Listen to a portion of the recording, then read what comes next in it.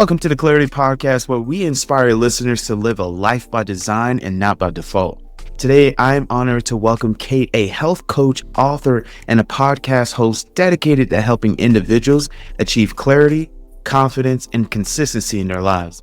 With nearly 2 decades of experience as a personal trainer and an NLP practitioner, Kate has developed powerful frameworks for aligning values with goals, setting boundaries for clarity, and overcoming obstacles. As a host of Healthification podcasts and author of transformative journals, Kate's mission is to empower people to take control of their health, mindset, and future. Kate, welcome to the show. David, thank you so much. I'm excited to be here. Awesome. So I am curious, you emphasize clarity as the first step in any transformation.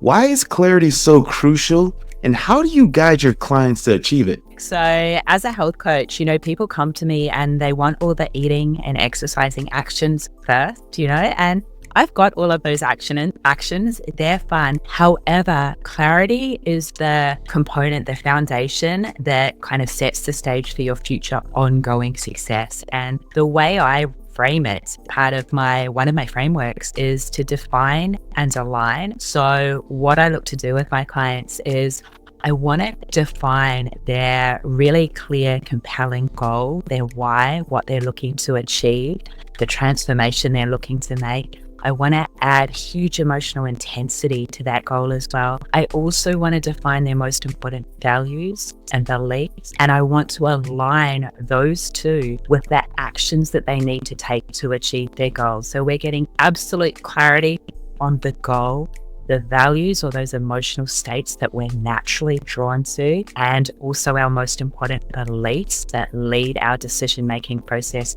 We're getting super clear. We're aligning that all, and it basically means that the decision-making process is eliminated, right? We do all the exercising and eating actions that I can advise my clients on. There's no self-negotiation because you are super clear. You have absolute clarity on why you're looking to make this huge lifestyle change. Often it is huge. And why these actions are the ones that are going to get you there. So always my first port of call. That's powerful. When you help your clients design and define their values, what would you say are some of the challenges that they have to overcome in order to experience that clarity? Great question. Often, for a start, people haven't even thought of what their values might be. So as I hinted at before, these are the emotional states that you're naturally drawn to. There's no right or wrong. However, we do have to be honest with ourselves and our lovely health coach when we are defining these values, right? So there may be a conflict or an incongruency between the values and the attainment of their goal, and nothing needs to change. We just need to reframe the approach so that it's more effective. I'll give you an example to make it really clear. Imagine I have a dear client who is, her number one value is all about love and connection and family. Let's say it's family, and she always puts her family first, and that's beautiful. I respect that. That's amazing. However, to change her health, she is gonna take some time out each morning to exercise, some precious her time to exercise. Maybe she's gonna need to mix up the way that the family eats and do some food prep. Initially, she might see those actions she needs to take as being incongruent with prioritizing her family. She might think getting up early is time away from the kids. She might think providing meal prepping, these more healthy alternatives, is going to be disappointing to the family that's used to Burger Friday and Pizza Saturday, So there's going to be a bit of a block so far as taking those actions that will get her those results. I just need to help her reframe it so that she sees, in her words, not mine, but for example, being the fittest, strongest, healthiest version of her is setting the best possible example for her family, for the people she loves, or is enabling her to turn up every day with presence and energy for these people, and enabling her to be around long term to spend the time with the people she loves. That may be one of the blocks, and that's the way that we look to work through it. You have a unique approach to understanding rephrase. You have an interesting perspective when it comes to not being selfish and prioritizing yourself. Can you share that 8-step guide to cultivating self-care and how it aligns to clarity and purpose? I can indeed. And as with anything we become fascinated by, obsessed with, it's because we struggled with it initially. Or speaking for myself, I did. I spent many years just working, basically, to be frank, and prioritizing, my health, because I was a personal trainer at that point in time, not so much my happiness and the self-care that would allow me to turn up even better for my business and for everyone that I love in my life. So I do love to get my acronym on. Self-care is an acronym. As you said, 8 steps. The S is for your self-talk. Obviously, the only person you get to spend 24/7 with is you. So this is all about ensuring that the way you speak to you is as supportive and positive as it possibly can be. And David, I had so much work to do here. I was pretty mean to me, and I had to consciously reframe so many things. It felt manufactured at first, and it might to people listening. However, step by step, day by day, you find the positive, supportive reframe. It might help to think of the way that you're speaking to your mum or your little sister or your best friend, whoever it might be. So that is the S. E is super aligned with clarity, because E is, again, to elicit your most important values and beliefs. I always come back to that. That's what drives us, for better or worse. I want to ensure it's for better. So we elicit those most important values and beliefs, and we use them as a filter for our daily decision-making process. Again, it's about making it easier on us. Do I, don't I? The decision is, do I, don't I exercise today? Well, there's actually no decision. Obviously I do, because it's aligned with my goal and it's aligned with my values of freedom and integrity. Number 3 is to lock and load the big rocks that keep us happy and healthy. And again, I used to be all about the healthy, and that's amazing, all about the exercise and food prep and even meditation. And then I learned that we really need to prioritize happy as well. And your listeners will know what helps keep them happy. For me, it's time in nature. It's time with loved ones. It's unscheduled time. So to lock and load those, I call them big rocks, because we want to pop them in the calendar before all of those little small pebbles that get in the way of the big rocks that keep us happy and healthy. Next up in our self-care, F is to filter the people you spend time with. And absolutely, we all know those energy vampires that we want to spend less time with. I would say even more so, filter in more time with those people that just feel amazing when you've spent time with them. We all can think of those individuals, right? If you can, take a chance and block out some time in your calendar to spend more with that person, ideally every single week. I'll let you butt in if there's anything you want to butt in with, David. Wow. So the filtering process, I love that, the F word, filtering the relationships that bring us joy, because it's one thing to filter relationships that deprive us, the energy vampires, but you're saying filter the relationships that bring us joy. How then do you navigate the relationships that are depriving in your well-being? Because I know you talk about boundaries. So how do you navigate that when the person is essentially consuming a lot of energy and not necessarily contributing back to you? Right, isn't it? And do you know why? When I approached you, because I loved your show and I love the premise of your show, clarity was my word for 2024. And I journaled about clarity like for the whole last second months of 2024. And it's still the word that I start my journaling with today. And I think to be able to make any of these tough decisions and decisions in relation to relationships, it's so hard. We need the space and the presence of mind and the clarity to make these decisions effectively and to know that we're on the right track and to adjust the decisions from time to time. Your line in the sand might change. However, again, for me, it comes back to that daily checking in with myself, that daily journaling, that asking myself the most important questions. How do I feel after I spend time with this person? We're not going to be able to evict all of the people from our lives that maybe don't allow us to feel amazing after each relationship. However, we do have to have that conversation with ourselves. Is it someone I love? They're important enough to me that I'm just going to try harder in this relationship. I'm going to have higher expectations of myself. We'll come to that later in the conversation. and potentially more realistic, lower expectations of them, as hard as that may be to hear? Do I just expect more of myself to maintain this relationship that I do want to keep with this person who might be family or a longtime friend? Or is it time to let go of that relationship because we've both moved in different directions? And I am clear on that. I am clear on the person I want to be in the world. I'm clear that the person they're showing up as in our relationship is not someone that I want to spend more time with. It's a tough one though. There's no clean answer. It's a regular checking in with you. Like how you were able to reflect on the season of the relationship, and when it comes to filtering, especially when our self-care and our well-being, the mutuality of the relationship, is it reciprocal?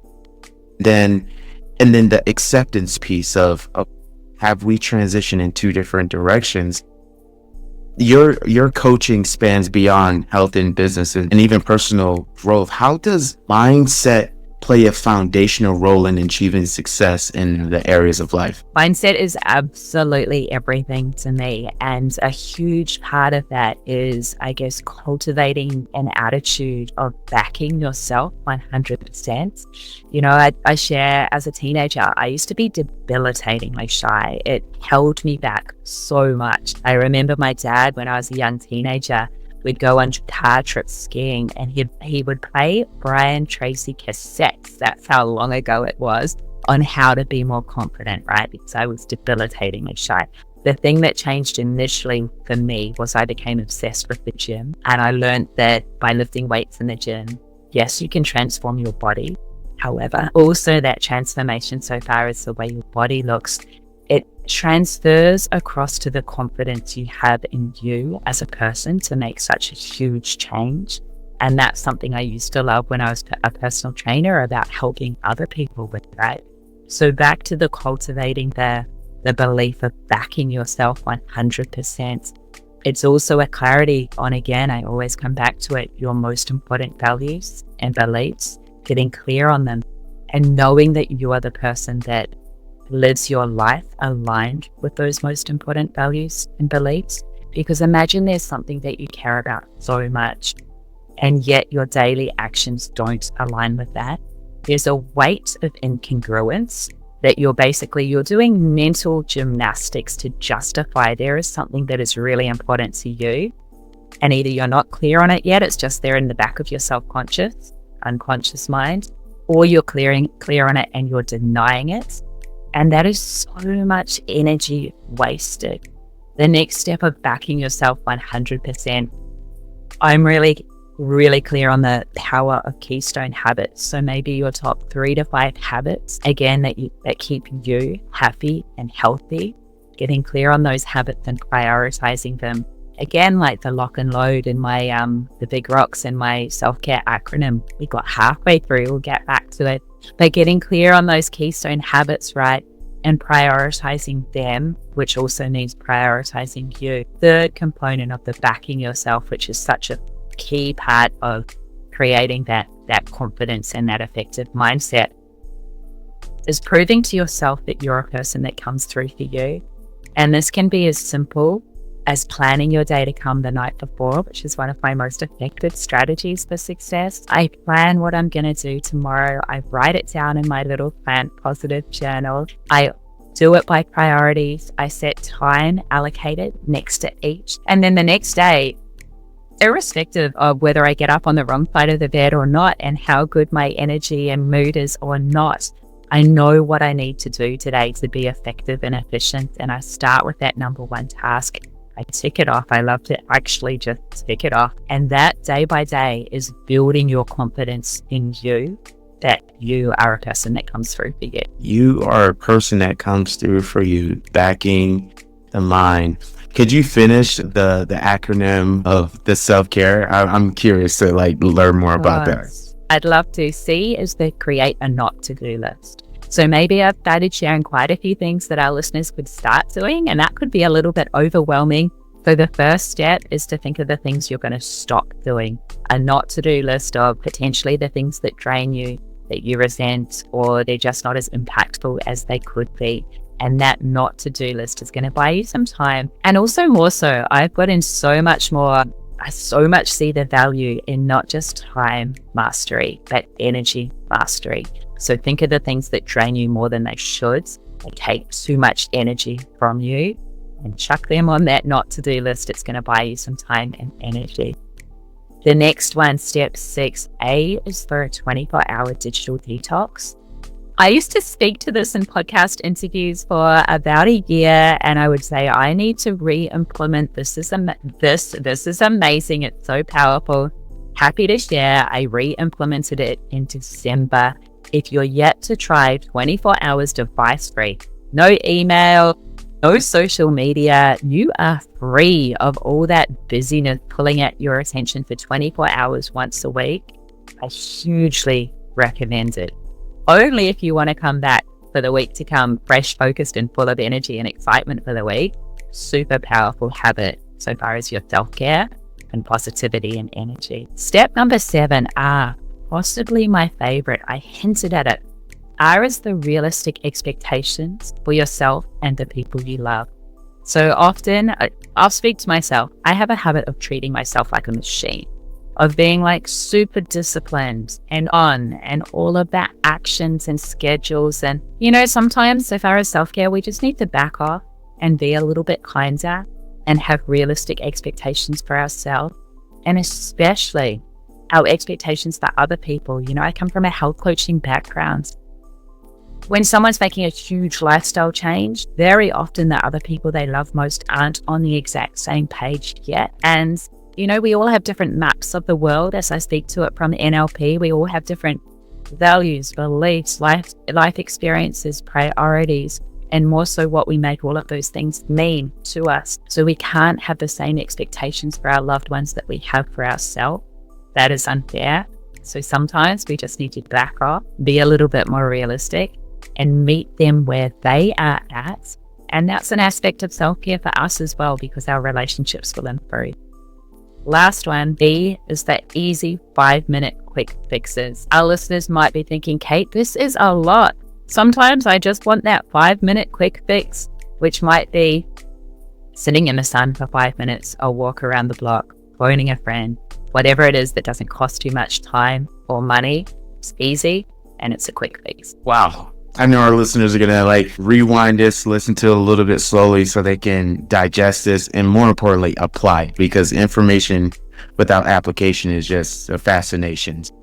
So I am curious, as a leader who coaches others, who bring clarity, help others become more confident and more expansive, how does community impact you, and how do you get the refreshment of people the way you show up for people? I'm just curious, and that's a personal question. This has been another to work on for me in recent years. As I said, I used to be way too head down, tail up, doing the do, and not making enough time for, my close existing friends and family, but the extended community as well. And it's something I've put a lot of energy into just in the past 12 months or so, I would say, and maybe the taking the time, the journaling every day, the getting clarity on the person I want to be in the world, not just all the doing actions that I've been so focused on in the past, but more so the person I want to be. I look at the people who are an example of how I want to be, and increasingly as I get older, it's about the way that they make other people feel. It's about the way that they're showing up in the world. It's about, I would describe my mum, who's sadly no longer with us. She was like the bright spark of warm, happy energy in so many people's day. And I think that is a beautiful place to be. And so now, I'm just as fascinated in online community building as I am in one-on-one coaching, right? I come from this coaching background for the past almost 2 decades, and that's amazing. However, I have huge goals. I want to be able to impact more people, and I've learned that the most positive impact we can have, we can't do it on our own. We need to connect and learn from other people. We're so much greater as a whole And so I'm spending a lot more time community building now as well. And that's been a really important learning for myself. I used to be a bit of a lone wolf. Yeah, there's a thing with high performers. They typically can just practice of, let me put my head down, like you said, and get the job done. And I love that African proverb that says, if we want to go fast, go alone. But if we want to go further, go with others. Now, Kate, say there's this billboard that everyone is going to see going to and from their respectable places, and you get to design the quote, the mantra, or the affirmation. What would you want people to see going to and from their respectable places? I cannot believe that I've had this question a couple of times, and every time I get stumped by it. So I'm so embarrassed because I don't have an amazing one-liner. You know, the advice I would have given my younger self, debilitatingly shy teenager Kate, is to back yourself 100%. I think a confidence and certainty of self and an alignment with your values has such a positive impact on the way we turn up in the world, right? To contribute to others and to be that warm, bright spark of happy, you need to be comfortable with the person that you are. I think the people that are bringing hate and anger and sadness to the world, it's coming from a place of lack and unhappiness with them. So my disappointed in myself answer is to back yourself 100%. I know I could do better, but that's what I've got for now. All right. So back yourself 100%. I'm going to stretch this a little bit more. Good. Because you talked about your younger self. Now let's fast forward. Now the future, let's say 125-year-old Kate is now talking to the Kate now. What would that Kate, 125, let's just say 200, be encouraging the current Kate right now about her journey and who she's become? It's a tough one because I have changed a lot recently. You know, a few years ago, it would have been more about self-compassion and patience and enjoying the journey. I have gotten a lot better at that. So what that 200-year-old Kate would be saying to me, I feel like it's something I need to marinate on. However, one of my learnings is getting better at asking for help and for doing the huge impact that I want to have in the world, and full clarity because we haven't gone there yet. You know, my goal is to be as impactful as I possibly can in creating a healthy, happy, compassionate vegan world. You know, that is my absolute heart. And to get there, I need to be better at asking for help and doing this as part of the community and leading with love and compassion and deliciousness like my dear mum used to. That again, not an amazing answer for you there, David. Oh, this is a good start. And I've been asked that from a couple of my mentors, and that's a very difficult one because it's easy to look back and say, okay, in retrospect, here's the things that I would have done differently. But now the future self is like, okay, like, I'm proud of you for being persistent. I'm proud of you for staying the course. I'm proud of you for having enough courage to walk in the spaces and places of uncertainty. So as you're sharing the self-compassion and asking for help, that takes courage because it's easier to isolate, but it's harder to collaborate because that's a form of vulnerability. If our listeners want to connect with you, Kate, how could they connect with you? Amazing. That space is my website, strongbodygreenplanet.com. Via there, they'll find the Healthification podcast, 900 plus episodes deep. They'll find me across the socials and they'll find the Plant Positive Journal. I hinted at it. It's the way I stay calm and effective and plan my day to come the night before. strongbodygreenplanet.com. Awesome, Kate. Your insight on clarity, confidence, and consistency has been incredible, and your commitment to helping others align with their values and action is inspiring. So thank you so much for your wisdom on the Clarity Podcast. My absolute pleasure. It's been a blast. Thank you, David. To our listeners, if you enjoyed this conversation, be sure to subscribe, leave a review, and share this podcast episode with someone who needs to hear it. Again, you can connect with Kate at strongbodygreenplanet.com and follow her on all her social media. And you can also tune into our podcast, Healthification Podcast. Until next time, stay clear, stay inspired, keep designing a life with intention.